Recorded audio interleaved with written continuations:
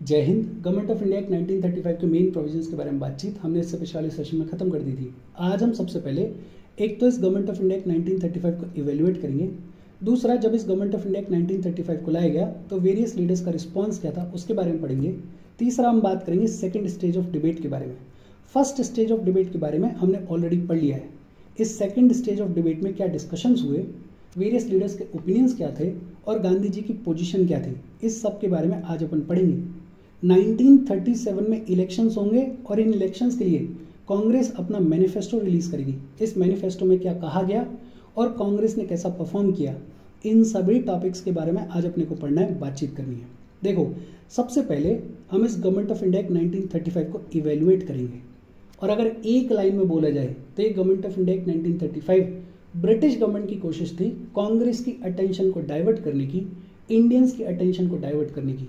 दिखाने के लिए इस गवर्नमेंट ऑफ इंडिया एक्ट 1935 में कुछ रिफॉर्म्स किए गए, लेकिन एक्चुअल में इन रिफॉर्म्स में कोई सब्सटेंस था नहीं। एक्चुअल में जो हमारी डिमांड्स थी उनको पूरी तरीके से इग्नोर कर दिया गया। जैसे कांग्रेस का लाहौर सेशन हुआ था 1929 में, और इस लाहौर सेशन में कांग्रेस ने पूर्ण स्वराज के रेजोल्यूशन को अडॉप्ट कर लिया था। बेसिकली हमारे लीडर्स कंप्लीट इंडिपेंडेंस डिमांड कर रहे थे, बट इस गवर्नमेंट ऑफ इंडिया एक्ट 1935 में डोमिनियन स्टेटस तक के ऊपर कोई बातचीत नहीं की गई। सोचो, हमारे लीडर्स की लड़ाई है पूर्ण स्वराज, हमारे लीडर्स की डिमांड है कंप्लीट इंडिपेंडेंस, और सरकार अभी तक डोमिनियन स्टेटस तक के ऊपर बातचीत करने को तैयार नहीं है। नेहरू रिपोर्ट में इंडियंस के लिए फंडामेंटल राइट्स की बातचीत की गई थी, बट इस गवर्नमेंट ऑफ इंडिया 1935 में फंडामेंटल राइट्स को पूरी तरीके से इग्नोर कर दिया गया। दिखाने के लिए रिफॉर्म्स किए जा रहे हैं, लेकिन हमारी जो एक्चुअल डिमांड्स हैं, जैसे कंप्लीट इंडिपेंडेंस, जैसे फंडामेंटल राइट्स, उनकी तरफ सरकार का कोई ध्यान नहीं है। उनको पूरी तरीके से इग्नोर कर दिया गया है इस गवर्नमेंट ऑफ इंडिया 1935 में। मतलब कहने के लिए रिफॉर्म्स हैं, लेकिन कोई सब्सटेंस नहीं है। हमारी किसी एक्चुअल डिमांड को जगह नहीं दी गई इस गवर्नमेंट ऑफ इंडिया 1935 में। इनफैक्ट पिछले ही सेशन में हमने पढ़ा है कि गवर्नमेंट ऑफ इंडिया 1935 के थ्रू सेंटर में गवर्नर जनरल को और प्रोविंसेस में गवर्नर को एक्सेसिव पावर्स दी गई। हमने ये देखा था कि गवर्नर को पावर दी गई कि वो प्रोविंसेस के एडमिनिस्ट्रेशन को इंडेफिनेट पीरियड के लिए टेक ओवर कर सकते हैं, कोई दिक्कत वाली बात नहीं है। ये जो गवर्नर जनरल है, इसको स्पेशल रिस्पॉन्सिबिलिटी दी गई थी इंडिया की सिक्योरिटी को लेकर, इंडिया के पीस को लेकर। मतलब गवर्नर जनरल को और गवर्नर को एक्सेसिव पावर्स दी गई। कहने के लिए कहा जा रहा है कि हम रिफॉर्म्स कर रहे हैं, लेकिन एक्चुअल में अभी भी अल्टीमेट पावर किसके हाथ में लाया करती है? अभी भी अल्टीमेट पावर या तो गवर्नर जनरल के हाथ में है या गवर्नर के हाथ में है। और ये जो एक्सेसिव पावर्स दी गई, they worked as brakes in the proper functioning of the act. इन एक्सेसिव पावर्स की वजह से ये एक्ट कभी भी प्रॉपरली फंक्शन कर ही नहीं पाएगा। इनफैक्ट एक चीज आप याद रख सकते हो, पंडित जवाहरलाल नेहरू ने इस गवर्नमेंट ऑफ इंडिया एक्ट को बड़ा सीवियरली क्रिटिसाइज किया और ये कहा कि it is a machine with all brakes, it is a machine with all brakes and no engine. ये ऐसी मशीन है जिसमें सिर्फ ब्रेक्स ही ब्रेक्स हैं, कोई इंजन नहीं है। पंडित नेहरू बहुत सीवियरली क्रिटिसाइज करते हुए इस गवर्नमेंट ऑफ इंडिया 1935 के लिए कहेंगे कि it is a charter of slavery. क्या बताया इसको? चार्टर ऑफ स्लेवरी बताया। तो ये याद रख लेना, चार्टर ऑफ स्लेवरी और machine with all brakes and no engine किसने कहा इस गवर्नमेंट ऑफ इंडिया 1935 के लिए? पंडित जवाहरलाल नेहरू ने कहा। गवर्नमेंट ऑफ इंडिया 1935 में राइट टू वोट प्रोवाइड किया गया, लेकिन सिर्फ 14% of the British Indian population को। लार्जर कॉन्टेक्स्ट में अगर देखोगे तो सिर्फ 14% पॉपुलेशन को राइट टू वोट प्रोवाइड किया गया, जो कि कोई बड़ी बात नहीं थी। इस गवर्नमेंट ऑफ इंडिया 1935 के थ्रू कम्युनल अवार्ड को इंप्लीमेंट कर दिया गया और various sections of the society को सेपरेट इलेक्टोरेट्स प्रोवाइड कर दिए गए। मतलब हमारे इंडियन सोसाइटी को डिवाइड करने की शुरुआत कर दी गई, डिवाइड करने की कोशिश की गई। ब्रिटिश गवर्नमेंट ने इस गवर्नमेंट ऑफ इंडिया 1935 के थ्रू अपने डिवाइड एंड रूल पॉलिसी को इंप्लीमेंट कर दिया। और मजे की बात क्या है, गवर्नमेंट ऑफ इंडिया एक्ट 1935 बेहद रिजिड था। इसको इंडियंस अमेंड नहीं कर सकते थे। अमेंडमेंट की जो पावर थी वो पूरी तरीके से ब्रिटिश पार्लियामेंट के पास में थी। सोचो, एक एक्ट लाया जा रहा है इंडिया को एडमिनिस्टर करने के लिए, लेकिन उस एक्ट में इंडियंस कोई भी अमेंडमेंट नहीं कर सकते हैं। अमेंडमेंट की पावर किसके पास में है? ब्रिटिश पार्लियामेंट के पास में है।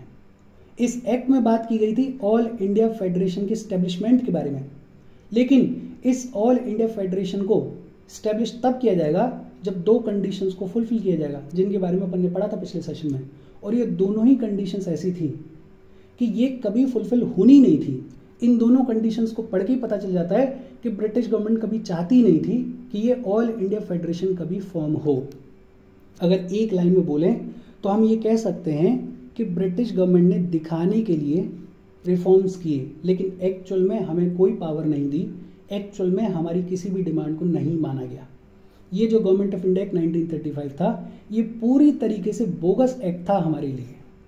एक सवाल ये भी आता है कि जब ब्रिटिश गवर्नमेंट को हमारे लिए कोई रिफॉर्म्स प्रोवाइड करने ही नहीं थे, तो इस गवर्नमेंट ऑफ इंडिया एक्ट 1935 को लाया क्यों गया? इसको लाया गया ब्रिटिशर्स की लॉन्ग टर्म स्ट्रेटेजी के तहत। ब्रिटिश गवर्नमेंट को ये समझ में आ गया था कि इंडियंस को फॉरएवर सप्रेस नहीं किया जा सकता।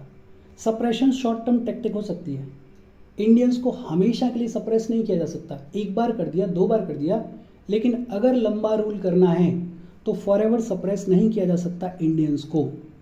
लॉन्ग टर्म स्ट्रेटेजी क्या थी ब्रिटिशर्स की कि इस नेशनल मूवमेंट को कमजोर करो। ये जो इंडियंस के बीच में यूनिटी डेवलप हुई है गांधी के आने के बाद, इसको तोड़ो, इसको कमजोर करो।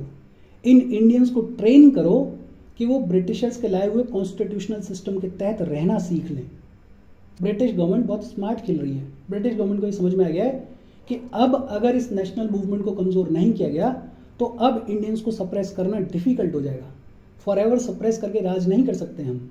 अगर हमें राज करना है, रूल करना है, तो नेशनल मूवमेंट को कमजोर करना पड़ेगा। और इसी पॉलिसी को इंप्लीमेंट करने के लिए इस गवर्नमेंट ऑफ इंडिया एक्ट 1935 को लाया गया। और ये दिखता है इसके प्रोविजंस में। जैसे बहुत सारे रिफॉर्म्स प्रोवाइड किए गए, लेकिन ये जो रिफॉर्म्स हैं ये प्रोवाइड किए गए थे कॉन्स्टिट्यूशनल लिबरल लीडर्स और मॉडरेट लीडर्स को अपने साइड करने के लिए। देखो, जब सीडीएम हुआ तो सीडीएम में दो प्रोमिनेंट फोर्सेस इमर्ज हुई, एक तो कांग्रेस और दूसरे गांधी जी। प्राइमरीली गांधी जी थे जो कि प्रोमिनेंट फोर्स थे, मासेस इनके पीछे थे, इंडियंस इनके पीछे थे। गांधी जी जो कह रहे थे इंडियंस वो करने को तैयार थे। और गांधी जी की और कांग्रेस की बिल्कुल बातचीत हो नहीं रही थी सरकार के साथ में, ब्रिटिश गवर्नमेंट के साथ में। वो अपन ने देखा था सेकेंड राउंड टेबल कॉन्फ्रेंस में भी।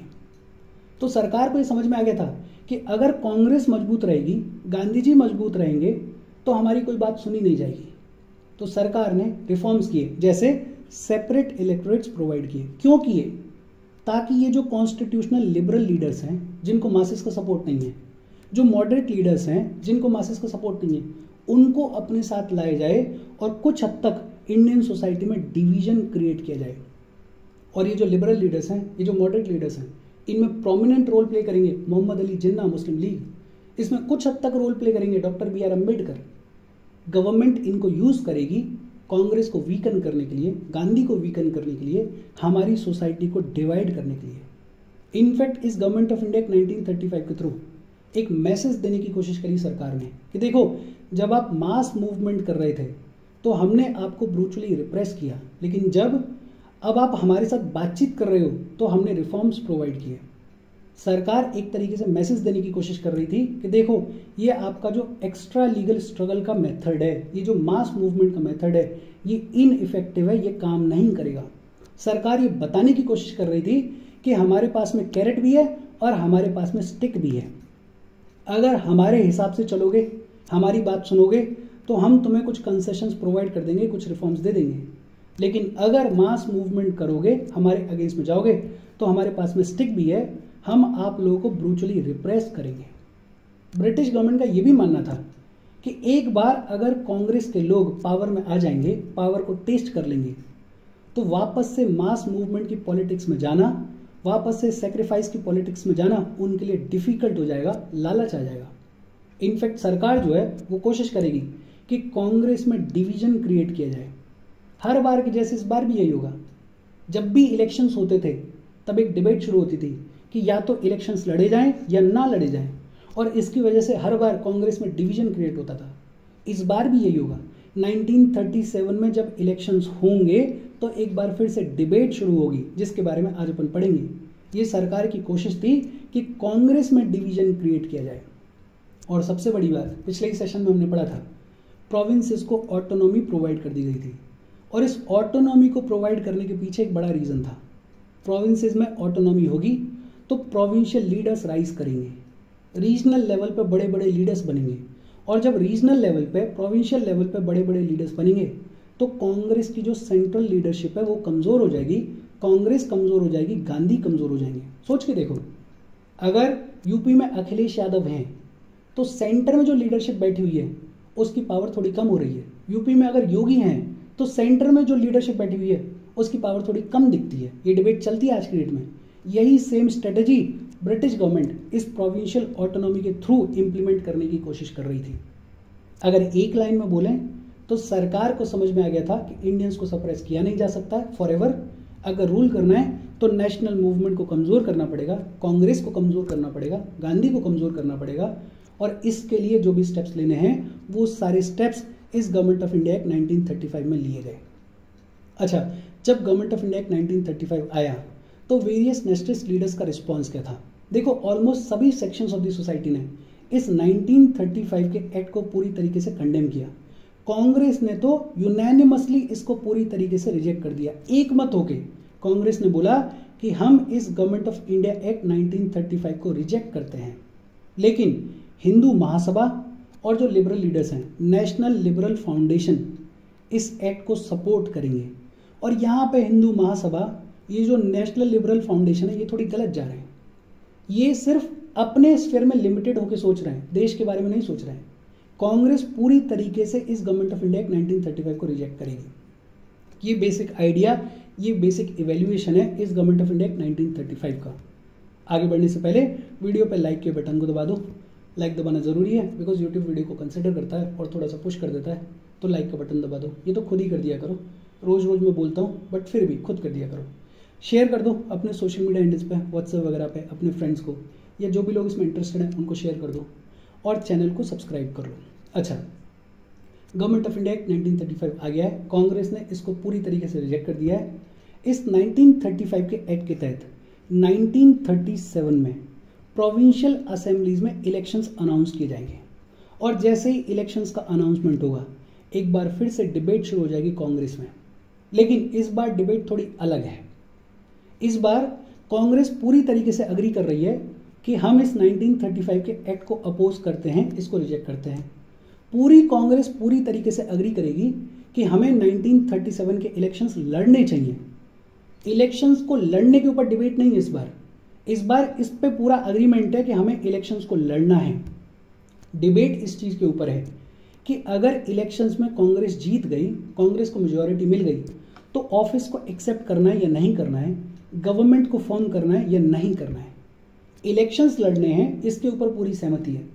लेकिन इलेक्शंस जीतने के बाद सरकार बनानी है या नहीं बनानी है, इसके ऊपर सहमति नहीं है, इसके ऊपर डिवाइडेड ओपिनियन है।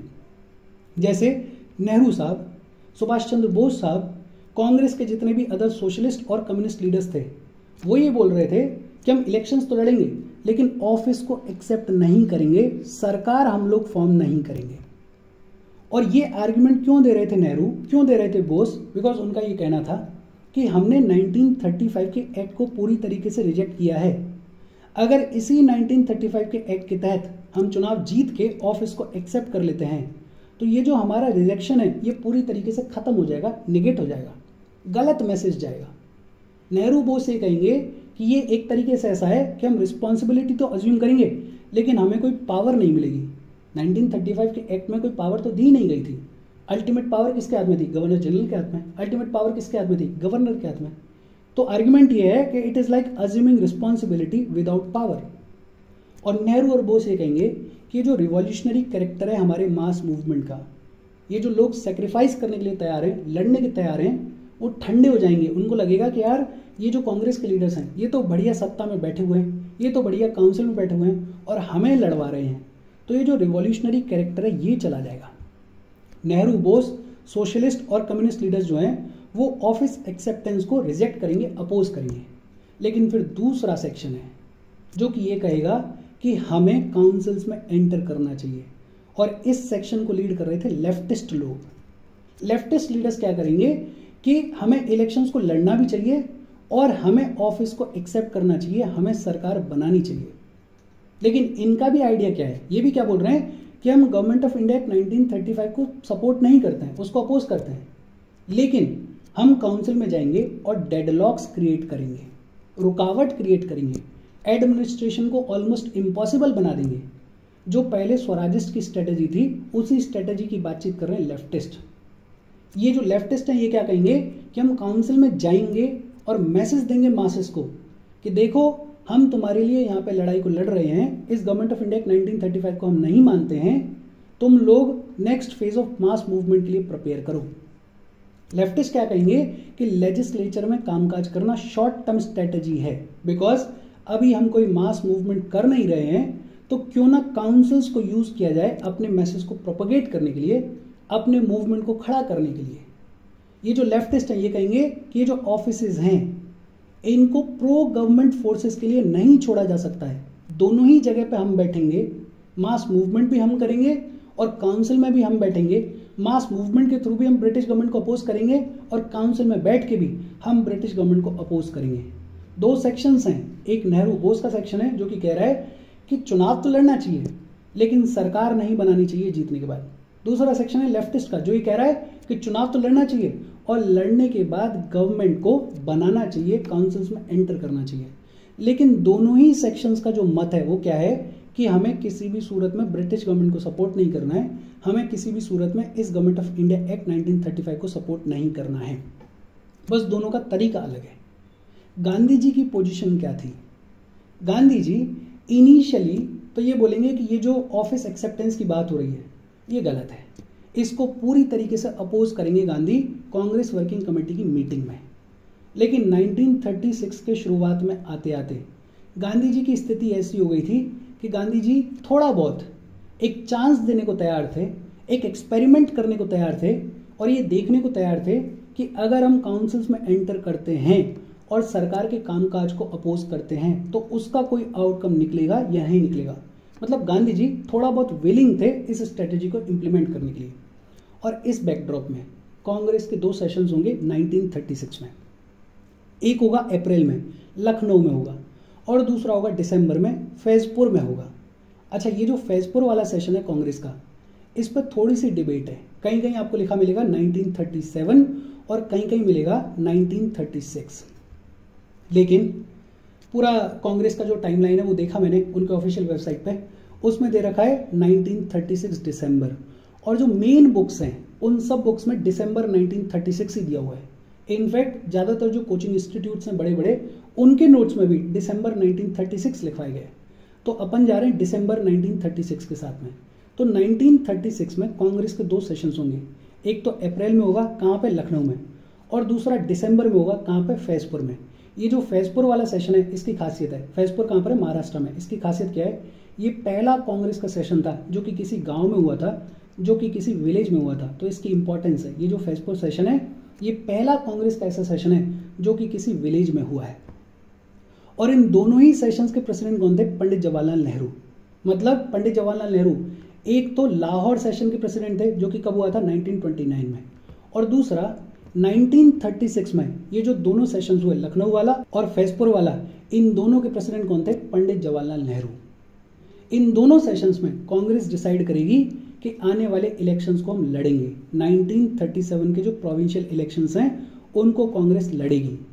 और कांग्रेस के इन सेशंस में डिसाइड किया गया कि जीतने के बाद ऑफिस को एक्सेप्ट करना है या नहीं करना है वो हम डिसाइड करेंगे पोस्ट इलेक्शन। इलेक्शन तो हम लड़ेंगे, ये तो डिसाइड हो गया, लेकिन ऑफिस एक्सेप्ट करनी है या नहीं करनी है ये हम डिसाइड करेंगे पोस्ट इलेक्शन। फरवरी 1937 में 11 प्रोविंशियल असेंबलीज के लिए इलेक्शंस होंगे। कौन कौन सी 11 provincial assemblies, Madras, Central Provinces, Bihar, Orissa, United Provinces, Bombay, Assam, NWFP, Bengal, Punjab और सिंध। इन 11 प्रोविंसेस के लिए फरवरी 1937 में प्रोविंशियल असेंबली के इलेक्शंस होंगे। इन इलेक्शंस में कांग्रेस पार्टिसिपेट करेगी और कांग्रेस अपना मैनिफेस्टो रिलीज करेगी। पहली लाइन तो कांग्रेस के मैनिफेस्टो में ये लिखी गई कि हम 1935 के एक्ट को पूरी तरीके से रिजेक्ट करते हैं। इलेक्शंस में पार्टिसिपेट कर रहे हैं इसका मतलब ये बिल्कुल नहीं है कि हम इस एक्ट को एक्सेप्ट करते हैं, इस एक्ट को हम पूरी तरीके से रिजेक्ट करते हैं। दूसरा, कांग्रेस ने बोला कि अगर हम जीते तो सभी प्रिजनर्स को रिलीज किया जाएगा, पॉलिटिकल प्रिजनर्स को रिलीज किया जाएगा। तीसरा बोला गया कि जेंडर और कास्ट के बेसिस पे जितनी भी डिसेबिलिटीज हैं उनको पूरी तरीके से खत्म किया जाएगा, रिमूव किया जाएगा। एग्रीगेरियन सिस्टम को, एग्रीकल्चर सिस्टम को पूरी तरीके से ट्रांसफॉर्म किया जाएगा, रेंट को रिड्यूस किया जाएगा, रेवेन्यू को रिड्यूस किया जाएगा, जो रूरल डेथ्स हैं उनको स्केल डाउन किया जाएगा, उनको कम किया जाएगा, और ट्रेड यूनियंस को फॉर्म करने का राइट दे दिया जाएगा और राइट टू स्ट्राइक भी प्रोवाइड कर दिया जाएगा। कांग्रेस ने लंबी चौड़ी प्रॉमिसेस की। गांधी जी जो हैं वो एक भी इलेक्शन मीटिंग को अटेंड नहीं करेंगे। अपने को याद होना चाहिए कि गांधी जी ने अक्टूबर 1934 में कांग्रेस की मेंबरशिप से रिजाइन कर दिया था। तो गांधी जी एक भी इलेक्शन मीटिंग को अटेंड नहीं करेंगे। कांग्रेस बिना गांधी जी के चुनाव लड़ेगी, 1161 सीट्स के ऊपर चुनाव लड़ेगी, 1161 सीट्स के ऊपर चुनाव लड़ेगी। उनमें से 716 सीट्स को कांग्रेस जीतेगी। टोटल सीट्स थी 1585, जिनमें से कांग्रेस ने चुनाव लड़ा सिर्फ 1161 सीट्स के ऊपर, और इन 1161 सीट्स में से कांग्रेस 716 सीट्स को जीत जाएगी। इस नंबर को भले ही याद मत रखो, आइडिया याद रखो कि कांग्रेस को ज़्यादातर प्रोविंस में मेजॉरिटी मिली। सिर्फ 4-5 प्रोविंसेस ऐसे थे जहां पे कांग्रेस को मेजॉरिटी नहीं मिली। कौन कौन से 4-5 प्रोविंसेस? आसाम में नहीं मिली, NWFP में नहीं मिली। लेकिन मजे की बात यह है, NWFP जहां पर मुस्लिम मेजॉरिटी थी, वहां पे मुस्लिम लीग को 0 सीट्स मिली। कितनी सीट्स मिली? 0 सीट्स मिली। मतलब आप सोच सकते हो कि कांग्रेस कितनी डोमिनेंट थी। आसाम में NWFP में कांग्रेस को मेजॉरिटी नहीं मिली, पंजाब में नहीं मिली, सिंध में नहीं मिली और बंगाल में नहीं मिली। बाकी 11 में से जितनी भी प्रोविंसेस थी उन सब में कांग्रेस को मेजॉरिटी मिलेगी। कांग्रेस बढ़ चढ़ के जीतेगी, कांग्रेस जीत जाएगी। और एक ऐसा फेज आ जाएगा जब कांग्रेस की जो प्रेस्टीज है वो बहुत ज़्यादा आगे बढ़ जाएगी, बहुत ज़्यादा राइज कर जाएगी। लोगों की नज़र में कांग्रेस की वैल्यू बहुत ज़्यादा इंक्रीज हो जाएगी। और पंडित जवाहरलाल नेहरू को भी ये समझ में आ जाएगा कि गांधी जी की जो स्ट्रेटजी थी, स्ट्रगल ट्रूथ स्ट्रगल वाली स्ट्रेटजी, उसने काम किया है। लोग अभी भी गांधी जी के साथ में जुड़े हुए हैं, लोग अभी भी कांग्रेस के साथ में जुड़े हुए हैं। और नेहरू जी एक बार फिर से इस स्ट्रगल ट्रूथ स्ट्रगल स्ट्रेटजी को प्रोपगेट करेंगे, इसके साथ में अग्री करेंगे। इसके बाद आगे क्या बातचीत हुई, लड़ाई किस तरीके से चली, उसके बारे में अपन बातचीत करेंगे। आज का सेशन हम यहीं ख़त्म कर रहे हैं। इसमें ज़्यादा कुछ है नहीं जो कि आपको याद रखना है। बस एक बेसिक आइडिया याद रखना है कि गवर्नमेंट ऑफ इंडिया 1935 के थ्रू हमें कोई पावर नहीं दी गई, सिर्फ दिखाने के लिए रिफॉर्म्स किए गए। एक्चुअल में हमारी किसी भी डिमांड को नहीं माना गया। एक चीज़ ये याद रखना कि कांग्रेस पूरी तरीके से इस 1935 के एक्ट को रिजेक्ट कर देगी। हिंदू महासभा इसको सपोर्ट करेगी, नेशनल लिबरल फाउंडेशन इसको सपोर्ट करेगी। 1937 में इलेक्शंस होंगे, 2 ग्रुप्स डेवलप होंगे और एक डिबेट चलेगी कि भाई इलेक्शंस तो हमें लड़ने हैं, लेकिन इलेक्शंस के बाद ऑफिस को एक्सेप्ट करना है या नहीं करना है। नेहरू, बोस और जो सोशलिस्ट लीडर्स थे, जो कम्युनिस्ट लीडर्स थे, वो कहेंगे कि हम ऑफिस को एक्सेप्ट नहीं करेंगे और उनके अपने रीजंस थे। दूसरा जो लेफ्टिस्ट लीडर्स थे वो ये कहेंगे कि हम काउंसिल्स में एंटर करेंगे, हम सरकार बनाएंगे और उनके अपने रीजंस थे। गांधी जी की पोजीशन ये थी कि गांधी जी अपने को पता है कि पहले से ये बोलते थे कि पॉलिटिकल प्रोसेस के थ्रू क्रांति नहीं लाई जा सकती, आज़ादी नहीं लाई जा सकती है। तो गांधी जी का मानना ये था कि मास मूवमेंट ही होना चाहिए, लेकिन हाँ, मास मूवमेंट के लिए अभी टाइम था नहीं। इनफैक्ट गांधी जी 1934 में कांग्रेस की मेंबरशिप से रिजाइन भी कर देंगे। और जब रिजाइन कर देंगे तो उसके बाद ये भी देखने को मिलेगा कि गांधी जी जो हैं वो किसी भी सिंगल इलेक्शन मीटिंग में पार्टिसिपेट नहीं करेंगे, उसको अटेंड नहीं करेंगे। कांग्रेस का एक बड़ा इंपॉर्टेंट सेशन है दिसंबर फैजपुर सेशन, 1936 में हुआ। इसके प्रेसिडेंट कौन थे? पंडित जवाहरलाल नेहरू। ये फैजपुर सेशन की इंपॉर्टेंस ये है कि ये पहला कांग्रेस का सेशन था जो कि गांव में हुआ। इस सेशन में कांग्रेस ने डिसाइड किया कि इलेक्शंस तो लड़ेंगे, लेकिन इलेक्शंस के बाद सरकार बनानी है या नहीं बनानी है वो पोस्ट इलेक्शन डिसाइड करेंगे। फरवरी 1937 में 11 प्रोविंशियल असेंबलीज के लिए इलेक्शंस होंगे। कांग्रेस को 5 में मेजॉरिटी नहीं मिलेगी। जहां मेजॉरिटी नहीं मिलेगी वो कौन कौन से हैं? आसाम, NWFP, पंजाब, सिंध और बंगाल। इसके बाद कहानी कैसे चलेगी उसको अपन पढ़ेंगे। यहाँ तक कोई डाउट हो तो कमेंट करके पूछ लेना। Thank you very much.